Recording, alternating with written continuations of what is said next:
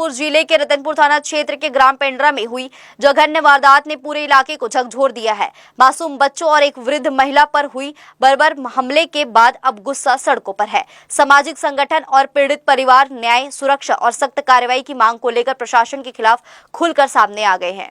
घटना के विरोध में रजा यूनिटी फाउंडेशन ने पुलिस अधीक्षक को ज्ञापन सौंपते हुए आरोपियों के खिलाफ कड़ी कार्रवाई की मांग की है। संस्था का कहना है कि 1 अप्रैल 2026 को हुई इस वारदात में महिला की निर्मम हत्या कर दी गई, जबकि कई मासूम बच्चे और महिलाएं गंभीर रूप से घायल हुए हैं। इस घटना के बाद पूरे क्षेत्र में भय और तनाव का माहौल बना हुआ है।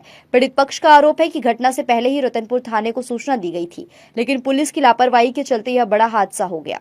अब सवाल उठ रहे हैं कि आखिर जिम्मेदार अधिकारियों पर क्या कार्रवाई हुई? क्या थानेदार को हटाया गया या निलंबित किया गया? इन सवालों के जवाब न मिलने से लोगों में भारी नाराजगी है। घायलों की हालत बेहद गंभीर बताई जा रही है। कई बच्चे और महिलाएं इलाज के अभाव में जिंदगी और मौत से जूझ रही हैं। पीड़ित परिवार आर्थिक रूप से कमजोर है और बेहतर इलाज कराने में असमर्थ है। ऐसे में प्रशासन, जनप्रतिनिधियों और समाज सेवियों से आगे आकर मदद करने की अपील की गई है।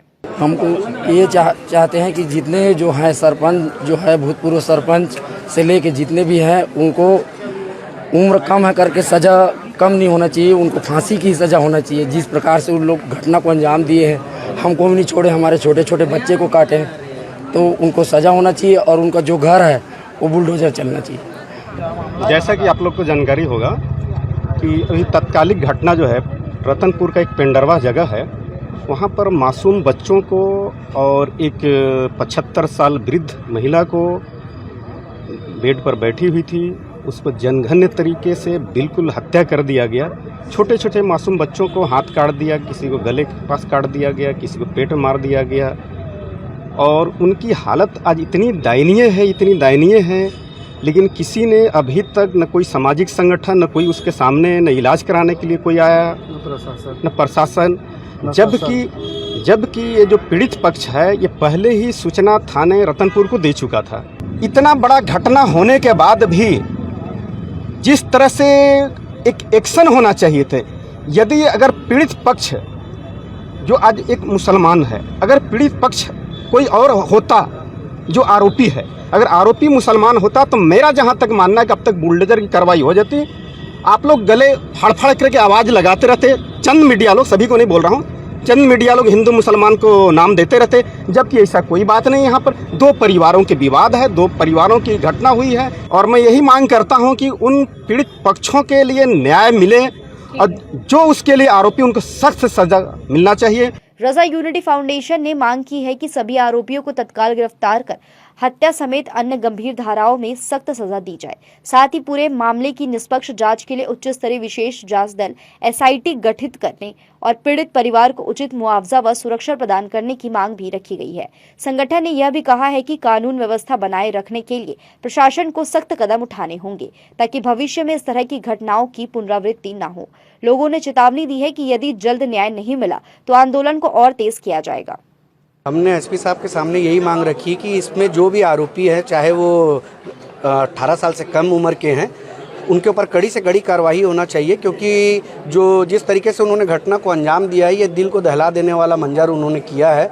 हॉस्पिटल में जाके आप लोगों ने देखा भी होगा, मीडिया के साथियों ने, कि किस तरीके से छोटे छोटे बच्चों के ऊपर पे हमले किए गए हैं, महिलाओं के प्राइवेट पार्ट पर हमले किए गए हैं। ये कोई मैं झूठी बात नहीं कर रहा हूँ, मेडिकल में रिपोर्ट पे लिखा हुआ है, आप देख सकते हैं जाके।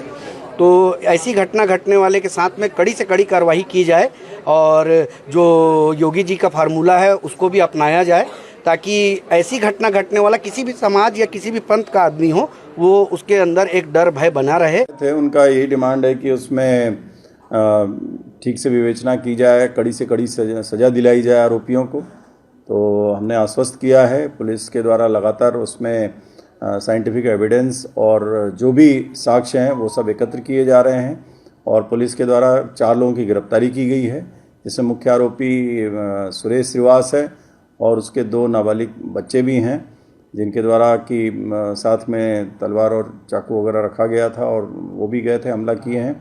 इसके साथ ही साथ एक इसके पीछे अबेटमेंट का भी पार्ट आया है, जिसमें कि उमेश श्रीवास को अरेस्ट किया गया है गाँव के, उसको भी कल रिमांड लिया गया है। नहीं, सुपारी उपारी तो नहीं है, ऐसा कोई ऐसा कंटेंट नहीं आया है, लेकिन इनके उकसावे का कंटेंट था जो कि जिसके कारण से साक्ष्य मिलने पर उसकी गिरफ्तारी की गई है।